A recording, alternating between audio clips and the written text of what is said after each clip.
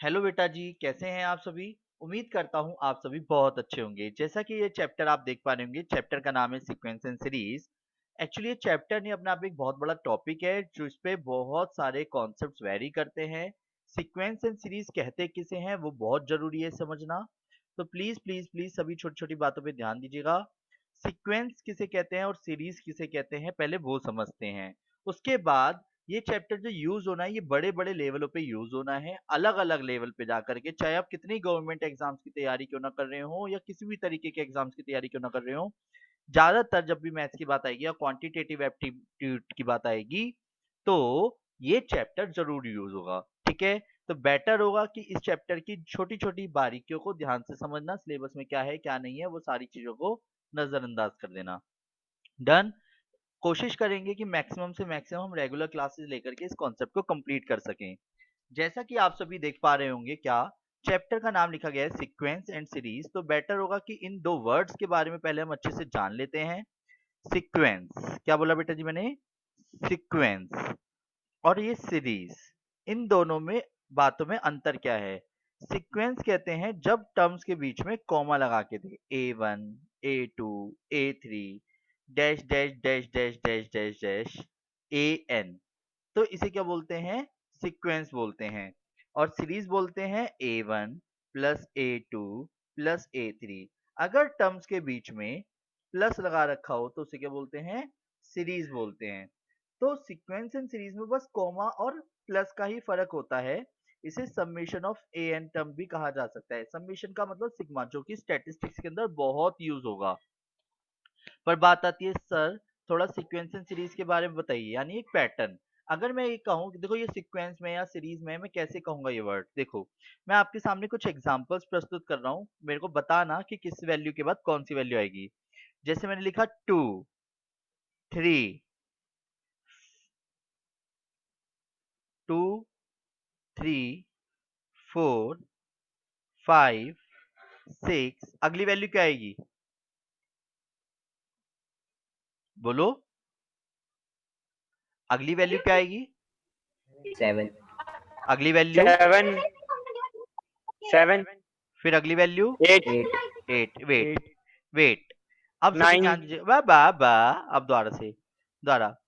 3 coma 8 coma 4 13 coma 18 coma, अगली value सोच समझ के बोलना, अगली वैल्यू। 23 23 अगली वैल्यू? 28 28 28 अगली वैल्यू? 33 पता है आप क्यों बता पा रहे हो? 38 क्योंकि एक पैटर्न में है। 5 प्लस करना है। पैटर्न से मतलब सीक्वेंस में है। सीक्वेंस में उसका अपना एक मतलब होगा। जैसे अभी आप 5 5 ऐड करते चल रहे हो, ऊपर वाले में 1 1 ऐड करते चल रहे हो। चलो दोबारा से समझते हैं। मैंने लिखा 5 प्लस 8 प्लस 11 प्लस 14 प्लस, अगली वैल्यू क्या बोलोगे आप सभी? 17 70 very good. 20 plus 20 20 plus, 23 yes, 23 very good. यानी इसका भी 26 पैटर्न आप समझ गए, यानी इसका भी ये पैटर्न आप समझ गए। Very good, very very good, शाबाश। दोबारा से, 2 plus thank you sir 4 plus 8 plus 16 plus 32 plus, अब अगली वैल्यू बताओ। 64 वेरी गुड, अगली वैल्यू बताओ। 128 अरे वाह, यानी आप इसका भी पैटर्न समझ गए। 256 वेरी वेरी 256 गुड, बस मैं समझ गया, अब आपको क्लियर हो गया। रेडी आप सभी? ध्यान दीजिएगा दोबारा से। 3 कोमा 6 कोमा 12 कोमा 24 कोमा, अगली वैल्यू? 48 अरे 48 वाह, अगली वैल्यू?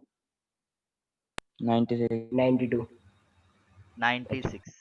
कोई दिक्कत नहीं, कोई दिक्कत नहीं, मतलब आप करीब जा पा रहे हैं, क्या करना था, है ना? Very good. दोबारा से, 1/2 कोमा 1/5 कोमा 1/8 कोमा, अगली वैल्यू? 1/11 11 अरे very good very good very good, अगली वैल्यू? 1 by 14. 5.14. Very good. अरे 1 by वाह, 17. यानी आप तो सीक्वेंस एंड सीरीज जानते हो, मतलब आप तो पैटर्न पकड़ पा रहे हो। पर अभी आप अगर एक चीज नोटिस करो, सीक्वेंस किसे बोलते हैं, सीरीज किसे बोलते हैं। तो सीक्वेंस बोलते हैं दिस, पहला वाला सीक्वेंस है, दूसरा वाला सीक्वेंस है, लास्ट के दोनों सीक्वेंस हैं। सीक्वेंस मतलब समझ गए मैंने सीक्वेंस क्यों बोल रहा हूँ। बीच बीच जब जब टर्म्स के बीच में कोमा लगा के दिया जाता है तो उसे क्या बोलते हैं, सीक्वेंस बोलते हैं। क्या बोलते हैं बेटा जी, सीक्वेंस सीक्वेंस बोलते हैं। अगर उन्हीं सीक्वेंस टर्म्स के बीच में प्लस लगा के दिया जाए, उन्हीं टर्म्स के बीच में प्लस लगा रखा हो तो इसे क्या बोलते हैं, सीरीज सीरीज बोलते हैं। तो यानी सीरीज ये दोनों क्या कहलाएंगी, सीरीज कहलाएंगी। ये क्लियर है, और ये सब सीक्वेंस कहलाएंगे। पर बात आती है कि सर ठीक है समझ आ गया, सीक्वेंस एंड सीरीज ये है, तो हर एक के अंदर ना एक पैटर्न लगा हुआ था। पैटर्न समझते हैं। जैसे अगर आप सभी पहले वाले क्वेश्चन को ध्यान से देखो, एग्जाम्पल में पहला वाला जो दिख रहा है, इस पहले वाले में कितने का डिफरेंस सेम था या रेशियो सेम था, मतलब क्या ऐसी चीज थी Sir, जिसकी वजह से common आप, difference 1 था. कॉमन डिफरेंस वन था, है ना। ओके, अब तो नहीं हो रही वॉइस, कहाँ पे अब ठीक है, वॉइस क्लियर है आर्यन, अब वॉइस क्लियर है। सर हमारी वॉइस इको हो रही थी, ओके ओके ओके, अभी भी हो रही है. चलो मैं म्यूट कर देता हूँ और अब कोई बोलना मत, ठीक है।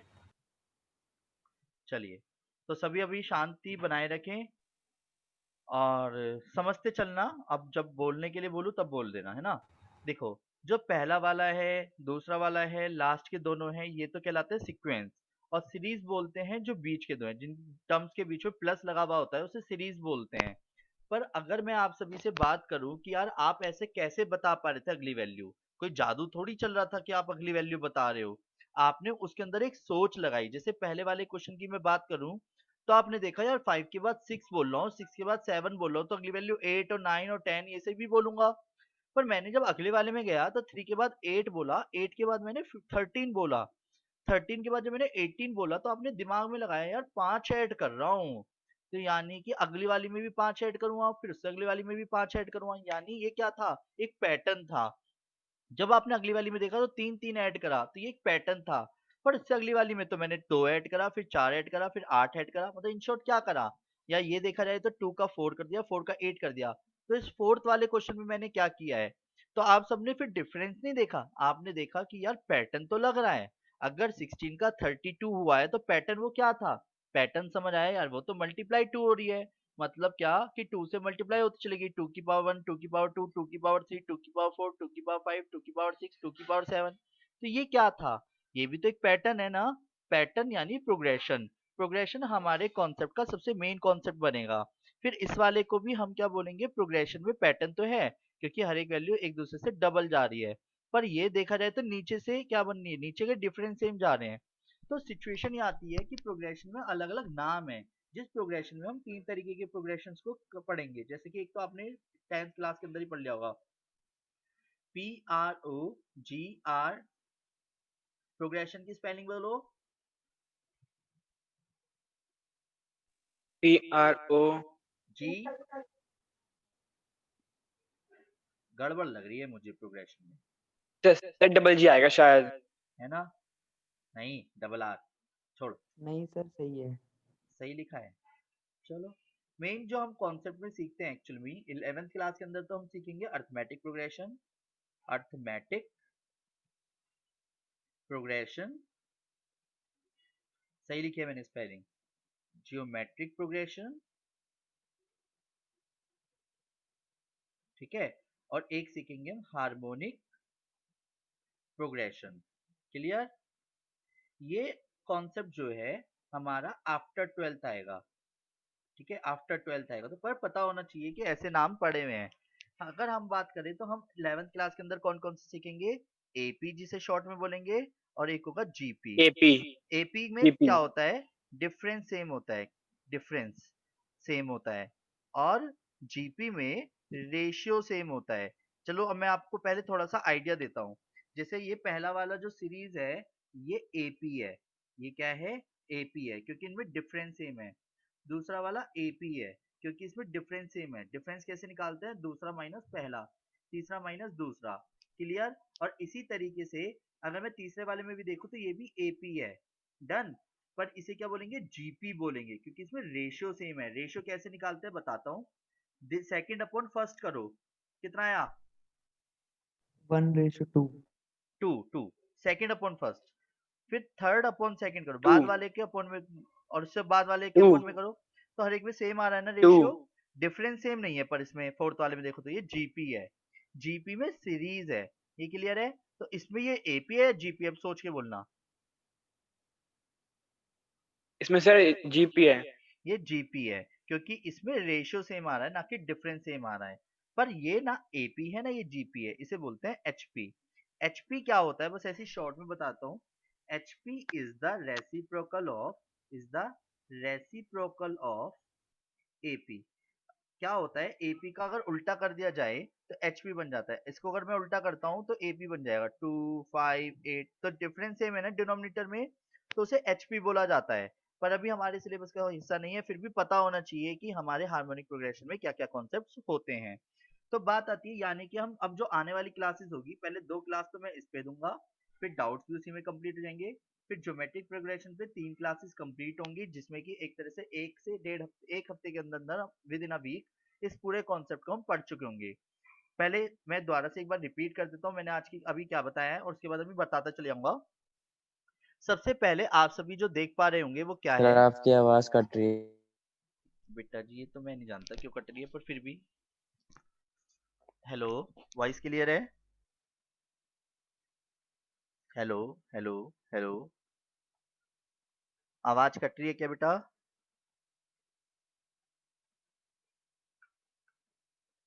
हाँ सर, आ रही है, आ रही है। आ रही है, तो बीच में अगर डिस्कनेक्ट वॉइस होती है तो प्लीज रोक देना मुझे, है ना। जैसा कि आप सभी देख पा रहे होंगे, सीक्वेंस एंड सीरीज में सीक्वेंस बोलते हैं जब टर्म्स के बीच में कॉमा लगा लगा के दिया जाता है। सीरीज बोलते हैं जब टर्म्स के बीच में क्या कर देते हैं, क्या कर देते हैं, प्लस लगा लगा के दिया जाता है, ठीक है। प्लस। और अगर प्रोग्रेशन की बात करें तो अर्थमेटिक प्रोग्रेशन में एपी जीपी एचपी प्रोग्रेशन यानी एक पैटर्न है, मतलब एक सीक्वेंस एंड सीरीज के अंदर क्या क्या फॉर्मेशन लगी है। फॉर्मेशन से मतलब किसी में डिफरेंस ऐड किया, किसी में रेशियो ऐड किया, किसी में कुछ ऐड किया। पर सिचुएशन ये है कि इसका मतलब ये नहीं है कि वो कोई लड़ने बैठे हैं कि नहीं एपी या जीपी में से ही होगा, वो एचपी भी हो सकता है, उस सीरीज का हो सकता है नाम भी ना हो। जैसे कि मैं आप सभी के सामने एक क्वेश्चन लिखूंगा, अभी फिर से बताना कि वो एपी एचपी में से कुछ नहीं होगा, पर फिर भी आप एक पैटर्न बता पाओगे। क्या आप सभी तैयार है। पहले मैंने लिखा 1 प्लस 3 प्लस 6 प्लस 10 प्लस 15, अगली वैल्यू क्या होगी, अगली वैल्यू क्या होगी, सोच के बोलो।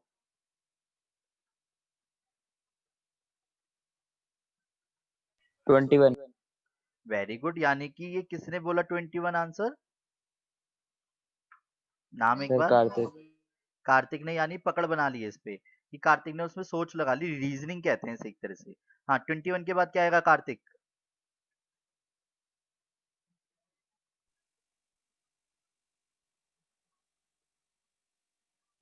28 28। 28। ये किसने बताया,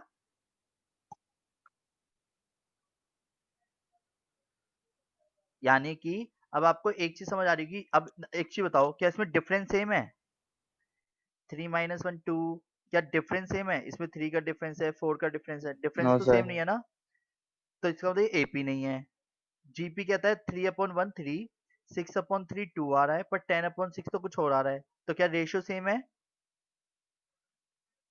सर रेशियो सेम नहीं है। नहीं है, तो ये एपी जीपी भी नहीं है। और जब एपी का रेसिप्रोकल करता हूं तो ये एचपी भी नहीं है। तो ये सम स्पेशल सीरीज में आ गया, क्या हो गया, सम स्पेशल, स्पेशल सीरीज। अब सीरीज। जरूरी नहीं है कि किसी सीरीज में नाम भी दिया जाए, नाम किसको दिए गए हैं, अब समझते हैं जरा। नाम उन उनको दिए गए हैं जिसमें डिफरेंस सेम हो। अगर किसी क्वेश्चन में डिफरेंस सेम होता है तो उसे क्या बोलते हैं हम, एपी। क्या बोलते हैं उसे हम, एपी। क्या बोलते हैं बेटा, बोलो बोलो। अगर डिफरेंस सर सेम आप हो तो क्या दोनों बोलो। बोलेंगे, डिफरेंस सेम हो तो क्या बोलेंगे, एपी। अगर रेशियो सेम हो तो क्या बोलेंगे, जीपी। जीपी। अगर एपी का उल्टा है तो एचपी हो गया। पर मेन बात आती है कि अब हम एपी को पहले सारे कॉन्सेप्ट समझ लेते हैं। क्या आप सभी तैयार है? बोलो हाँ। Yes sir. चलिए, तो जैसा कि आप सभी देख पा रहे होंगे, अरिथमेटिक प्रोग्रेशन क्या लिखा मैंने? सबसे पहला कॉन्सेप्ट अरिथमेटिक प्रोग्रेशन, जिसे हम बोलते हैं एपी। एपी में डेफिनेशन की बात करी जाए तो डिफरेंस कॉमन होता है, तो कॉमन डिफरेंस फ्रॉम डिफरेंस किसमें? ईच टर्म्स के बीच में। तो डिफरेंस के बीच में क्या आएगा? अब जैसे कि अगर मैं बात करूं एग्जांपल के तौर पे 2, 5, 8 and dot dot dot dash, तो डिफरेंस सेम है। कैसे? 5 माइनस 2 कितना आएगा बेटा? 5 माइनस 2 3 8 माइनस 5 3 3। तो बात आती है, देखो ये वाली पकड़ा बहुत जल्दी बना लोगे। प्लीज प्लीज प्लीज सभी अपनी अखियों को सामने टिकाए रखें। कुछ देर की बात है, आपके क्वेश्चंस ऐसी हो गए तो आप बहुत सारे कॉन्सेप्ट को कंप्लीट कर पाएंगे। रेडी? बोलो हाँ। तो जैसा कि आप सभी देख पा रहे हैं, Yes, sir. क्या अरिथमेटिक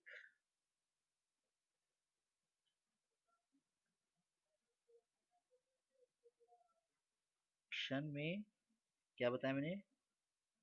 डिफरेंस सेम होता है, जिसे हम डी से डिनोट करते हैं। A1, A2, A3 ऐसे कर करके आपको कुछ टर्म्स देगा। A1 यानी फर्स्ट टर्म कहलाएगी। क्या कहलाएगी? First term. और फर्स्ट टर्म को हम A से डिनोट करेंगे। किससे डिनोट करेंगे? A से। D से मतलब होगा कॉमन डिफरेंस। कॉमन डिफरेंस निकालने के लिए A2 माइनस A1 यानी सेकंड में से फर्स्ट टर्म माइनस करेंगे। अब सेकंड में से फर्स्ट टर्म कैसे माइनस करेंगे? जैसे कि लिख देता हूँ, second term minus first term, तो क्या कहलाएगा? D कहलाएगा। बेटर होगा एक एग्जांपल से समझते हैं। और हमसे वो क्या क्या बोलेगा? nth term of an AP. nth term से मतलब होता है लास्ट टर्म। nth टर्म से मतलब होता है लास्ट टर्म। nth टर्म को डिनोट करने का तरीका an है, tn है और l। यस इन तीनों से ही डिनोट किया जा एल सकता है। एल ठीक है, तीनों से ही डिनोट किया जा सकता है। तो सबसे ज्यादा जो सिंबल हम यूज करेंगे वो an होगा। और लास्ट टर्म निकालने का फॉर्मूला होता है a plus n minus one 9 into, minus 1. ये थोड़ा बहुत आपको याद भी होगा इंटू ताजा डी ताजा, है ना? यस nth टर्म का सर फॉर्मूला क्या होता है? a plus n minus one into D. वैसे मैं हालांकि इसे डी बना के बता सकता हूँ, पर अभी सिर्फ और सिर्फ सुनते चलना।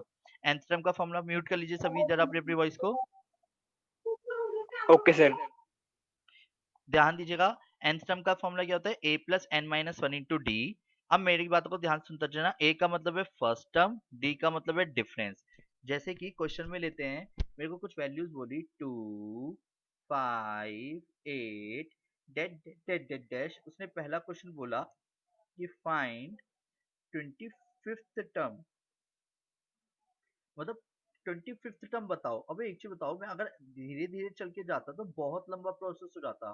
8 के बाद क्या आता? 11, फिर 14, फिर 17, फिर 20। अभी तो 7वीं 8वीं तक भी नहीं पहुंचा सही से। पर सिचुएशन आती है सर फिर कैसे करेंगे? तो 25th मतलब 25वें नंबर पे कौन सी टर्म आएगी, हम ये चुटकियों में बता सकते हैं फॉर्मूले से।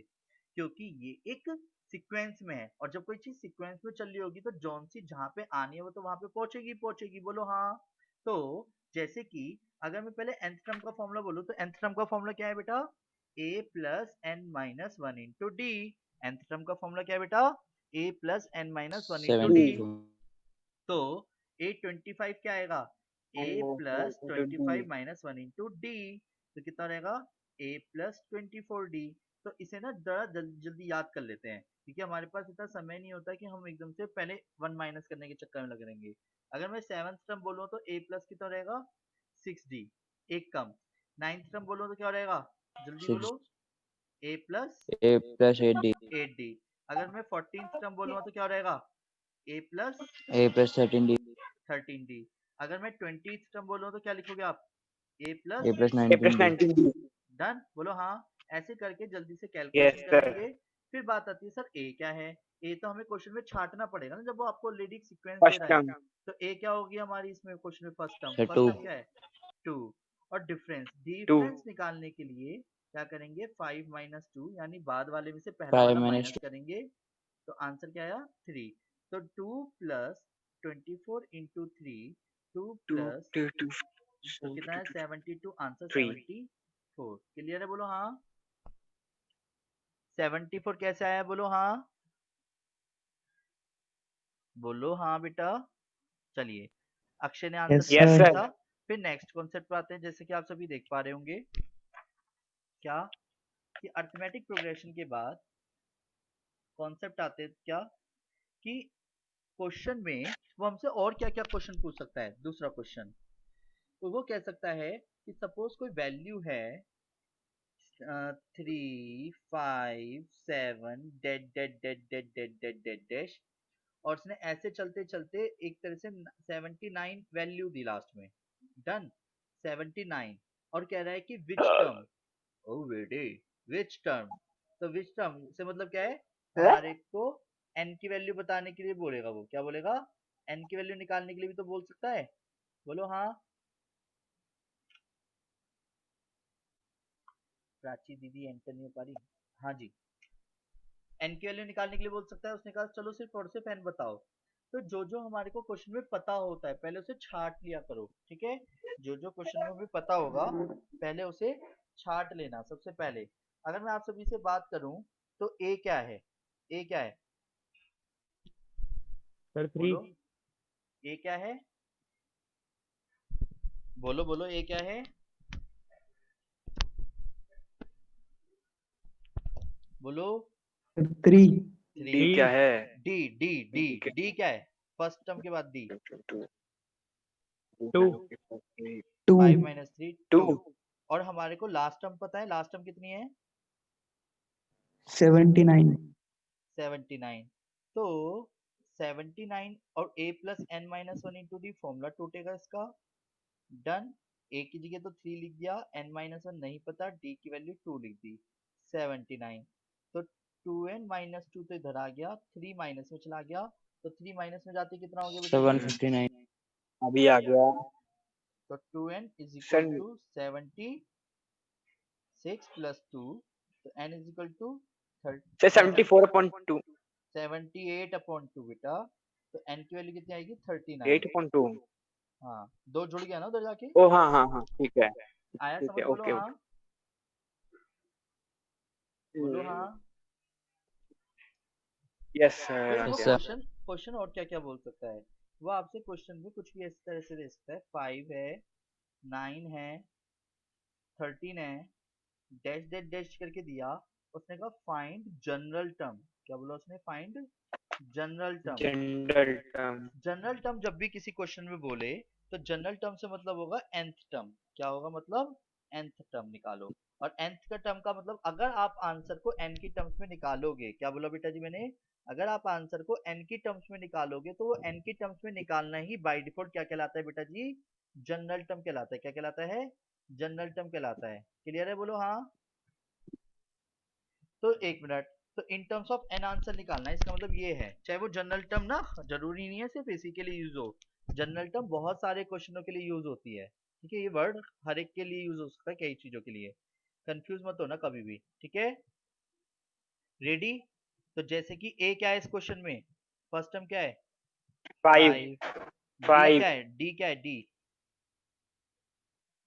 4 4 तो 4. nth टर्म का फॉर्मूला क्या है nth टर्म का फॉर्मूला क्या है A plus n n minus. Equal a plus n minus 1 into d तो ए इंटू की डी जगह तो आ गया 5 एन की जगह नहीं पता डी की जगह 4 आ गया तो 5 प्लस 4n माइनस 4 तो आंसर क्या आ गया 4n प्लस के 1 तो ये क्या कहलाएगा nth टर्म आया समझ बोलो हाँ अब हमारी शुरू की एनसीईआरटी पॉइंट से अगर एक्सरसाइज की बात करूँ या सभी क्लासेस के अकॉर्डिंग तो वो क्या करता था कभी कभी वो हमारे को ऑलरेडी ऐसे करके एक nth टर्म देगा जैसे समझना उसने हमारे को nth टर्म गिवन दी कि 4n प्लस 1 है डन और उसने कहा फर्स्ट 5 टर्म्स बताओ फर्स्ट 5 टर्म्स बताओ तो क्या आप फर्स्ट 5 तो टर्म्स सर फाइंड कर सकते हो n की जगह 1 a1 a2 a3 अच्छा a4 a5 है ना आंसर तो यानी कि n की जगह 1 रख दूंगा तो या जहां फिर जहां n दिखेगा वहां पे क्या रखूंगा